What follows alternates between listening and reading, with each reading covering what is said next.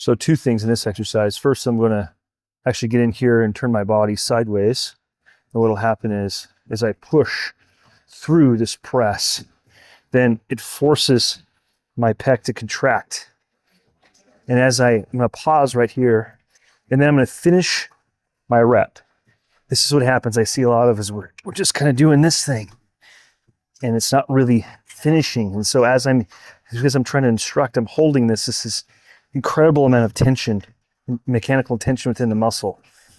And so that's going to stimulate growth and then progress in strength. So as I come in here again, just to 90, all the way back here. If I go all the way back here, that is all in the shoulder. So I'm trying to target chest. So I'm coming in right in here, hold a 90, and push across my body. And I get a tremendous contraction from the pec. I finish my rep, meaning I go all the way to the end, a slight pause, not full lockout, so that it keeps constant tension in the muscle. So there's two ways to tremendously increase the productivity and effectiveness of chest press on a machine. Now to add another level to this exercise, I'm actually going to come forward, and that's going to force me to do right here is a tremendous contraction in the core, and this lights up the abdominals. So what I'm going to do is I'm actually going to press backwards and lean. So coming forward and then lean. So what's happening is the core is engaged like crazy, and this backward motion is forcing me, again, because I'm trying to instruct. Whew, it's probably pull the weight down just a little bit to get more control. Which, by the way, if you're not doing that, absolutely should. If you're used to just throwing the weights around and not really slowing down and trying to get control, got to do that. Absolutely have to do that. Remember, the nerves move the muscles. So now, with a little bit lighter weight on, start here. I'm forward, contracted. I'm pushing, turning, finishing the rep. I'm just getting this incredible contraction in the back, in the chest. Definitely give it a try.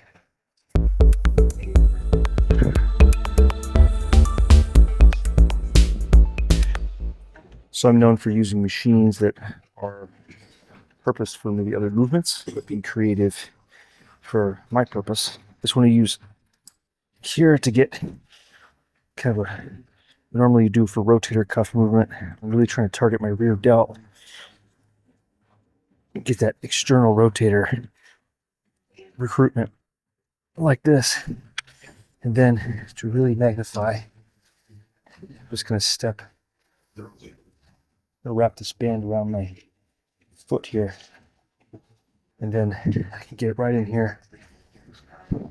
Get a great, really, really solid contraction laterally.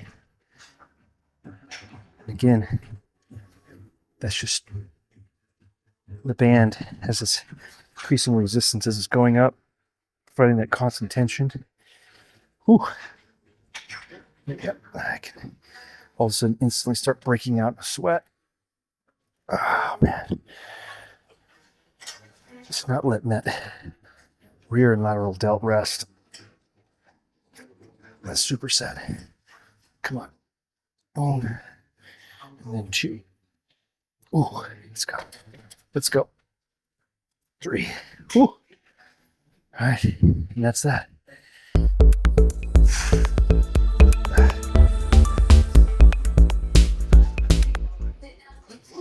So as you can see, as I'm doing this exercise here, the band is forcing these tiny little fibers back here and nerves to fire up. I mean, it's just so red hot right now. I wish I could translate this pump. It's so insane. And it's these subtle little nuances. That's what I try to teach. That's what I try to incorporate in my own training and training for my clients.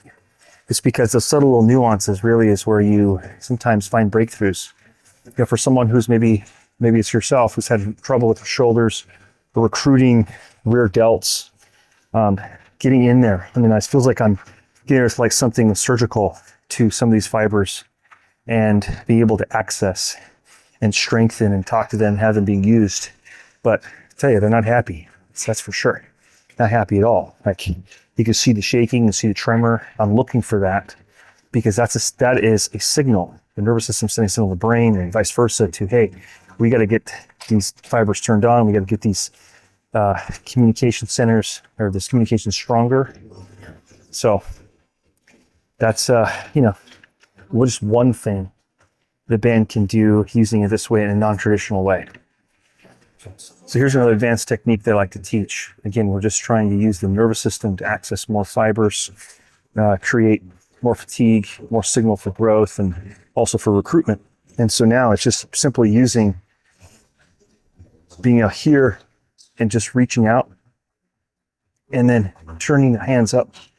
And as we come up right here, some of it because of my own mobility limitation, but also because those fibers in there, again, are so inaccessible. But now I'm forcing my body by rotating this way to just get this super deep and strong contraction and those all the way to the top and the rear delt. And it's just my own nerves against fibers. Now, as I turn my hands here, and I want to reach up. As I'm reaching, this is incredibly, let's say, and again, just hot, like just, oh. And then I'm going to translate down here and come up, and I'm just going to give a squeeze, huge squeeze.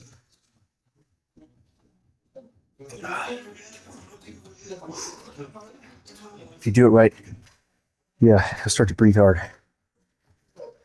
Forget that how much force we can actually create within our mechanical tension, force within our own muscles by using our nerves. So, and man, what a contraction. Oh my goodness.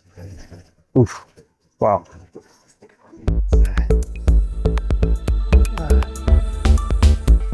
So because I've really fired up the fibers into those contractions, now by the time I get to to a bigger lift, I'm utilizing all those fibers. I can feel even in the rear when I'm doing this press here. I don't use this press often, but what I do like about it, and you should look for when you're doing a shoulder press, if you're trying to recruit as much as possible, the motion is here and then it comes in. So this cable is kind of forcing the path of motion to the center of the body above the head.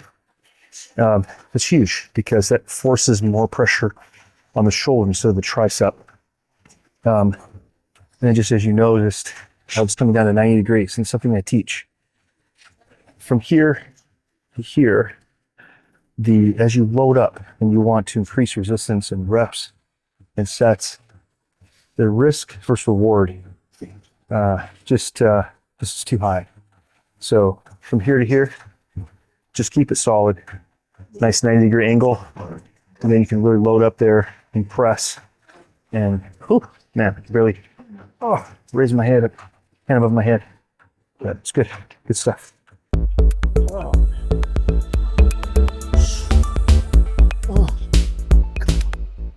So I play this little game with myself and my clients that the hands cannot come across, or it's 50 push-ups or 20 or 25.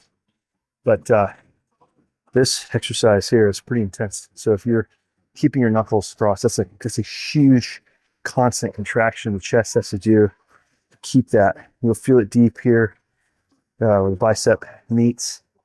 And it's really some parts or some people that are trained and they come out, they don't really feel this deep contraction in here until they do like an exercise like this. So it's great. It's great. And again, constant tension, recruiting the nervous system. That's what we're after. It's a great finisher, or you can use it at the beginning, like some of these other exercises we've done, to wake up the nervous system or wake up the fibers. Just say use the nervous system to wake up these fibers, small fibers, and then you can use them later in the workout. So at the beginning, if I were to do that, I would go light and just stay longer and more constant. And then maybe at the end, or if I'm really trying to just get full fatigue, then put on some more weight and try to get where I start breaking apart I have to fight really hard. So here we go. When I do cardio like this, I like to go for a while. And depending on if it's a higher intensity day or a longer, slower, like a steady state day, I don't want too much stress on my muscles, because let's say I've done legs the day before or it's the same day. I don't want to have my muscles fatiguing. They've already been fatigued through my weight training. So now what I'm really looking for is minimal involvement from my big muscle groups, or I should say, or smaller muscle groups, or just muscles in general.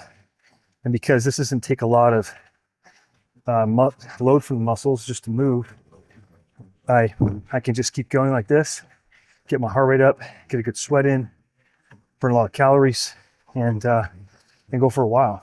So that's what I look for in elliptical. And then why an elliptical? Well, you're moving your whole body. And again, not much stress on the joints. Where you have like a treadmill, for a lot of people, it's great for walking. But for a lot of people, running on a treadmill every day can be a lot of stress on the joints. Even the treadmills, techno gym treadmills, or other really high-end treadmills, which do a great job of absorbing force. But this, there's no force. I can just keep going and just love it. And just focus, listen to the music, and just hit that interval. So go get it.